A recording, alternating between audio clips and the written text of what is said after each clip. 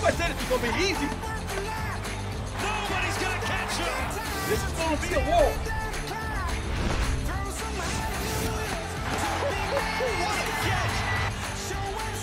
Relentless all night. I wanted more people, right? Yeah, that's how I get by. Is this about to be the best weekend in college football, like ever? I can't wait for it. Shay, you gotta dance. Oh, you gotta I'm dance, sorry. Shay. That's how the segment works. I see. Do I dance too? Okay. Oh, yeah.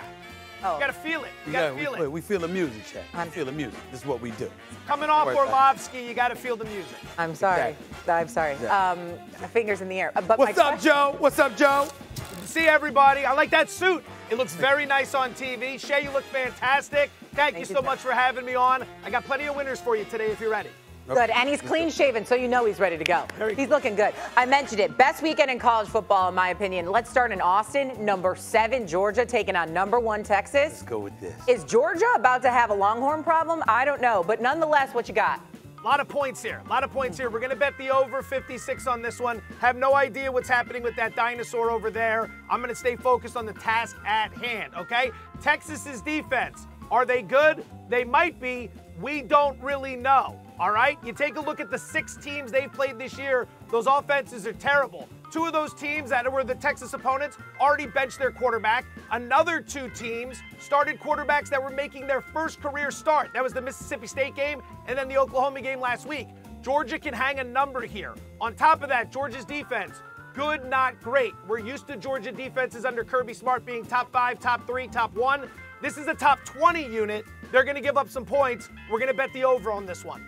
I'm going to go with you there. You almost lost me for a second. I thought you was going to give Georgia's defense some props. I'm like, wait a minute now. That ain't the defense. I haven't seen it be that impressive, so I'm not sold on that. I agree with you there. Very smart. I like that one too. Take the over. Okay, all about that. Let's go now to another big game. Alabama taking on Tennessee. Bama, though, not as dominant as we've seen in the last couple of weeks. I miss Nick Saban. Yeah, I think a lot of people in Tuscaloosa might miss Nick Saban. What's the bet here, though, Mr. Fortenbaugh?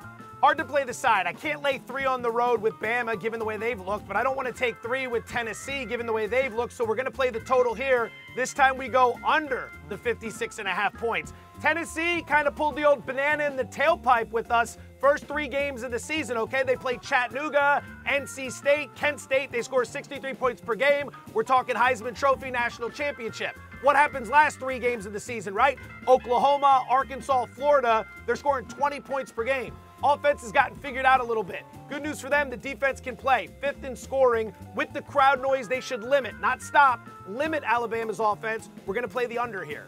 They're not limiting Alabama's offense. I don't agree with you there. I'm taking the over. Alabama's offense will be prolific in this game, especially after the way they struggled against South Carolina last week. Okay, so you're going over. Joe's going under. I tend to like the under too, but anyways.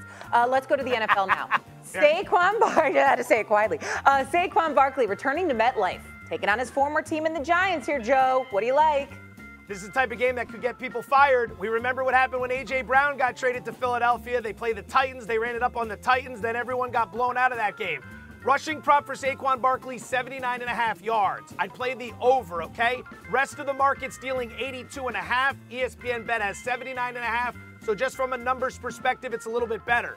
Now, I thought this number was going to be a little bit higher, okay? Barkley's averaging 96 rushing yards per game. He's gone over this total in 4 of his 5 games. But with Jordan Mailata hurt on the offensive line, that gives me cause for concern. However, Giants are banged up front as well. Brian Burns, Dexter Lawrence both missed practice on Wednesday. Now, they could play, but I don't think they're going to be 100%. Key to this, Nick Sirianni strikes me as the type of guy who's going to want to try to stick it to the Giants. Barkley's going to want to stick it to the Giants. We'll go over 79.5 rushing yards. I totally agree with that for those exact same reasons. I think that Saquon Barkley is going to want to stick it to them, and I think he's going to have help from his coach, who will play right into the Giants' hands. He'll be a bit obvious. They'll make it a bit more interesting than it should be because of Sirianni, but in the end, Barkley will prevail. You know, I remember Barkley kind of getting some noise in his ear when he was with the Giants about not being able to receive the ball as well as a running back. I wonder if he has some receiving yards, if there's a prop there as well. Anyways, another big showdown this weekend in the NFC North. Lions and Vikings are squaring off. Yeah, gang. What's the play here?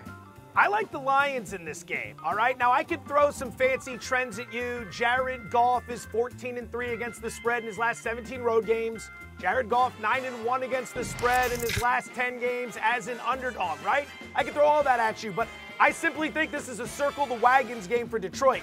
Aiden Hutchinson goes down. You're looking up in the division at Minnesota. Time to put it on him. Styles make fights. Minnesota wants to put the pressure on. Brian Flores likes to blitz. He likes to bring pressure. The Lions are well suited to handle that. They've got one of the best offensive lines in football. On top of that, if they are able to handle that pressure, that puts the pressure on Sam Darnold and the Minnesota offense to step up. They did not look good against that Jets defense. This Lions defense takes a hit with Hutchinson, but I think they still figure out a way to win this game. Wow, this is a tough one. This is a pick 'em, Joe. It really, really is.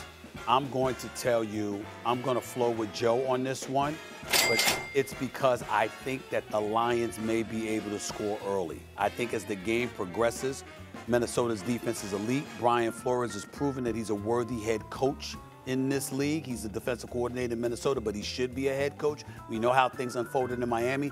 He's got this defense playing lights out. And I think for Detroit to have a chance, they've got to attack early and get ahead early and have Minnesota playing from behind and force Sam Darnold to do some things he may not want to do. I got to go with Joe on this one because I think that's how Detroit's going to win this game. I feel like Smith, very smart today. Very smart today. We didn't realize the loss of Aiden Hutchinson because the game was so out of hand against the Cowboys, but I feel like the Lions might feel a little bit more of a sting this weekend against the Vikings.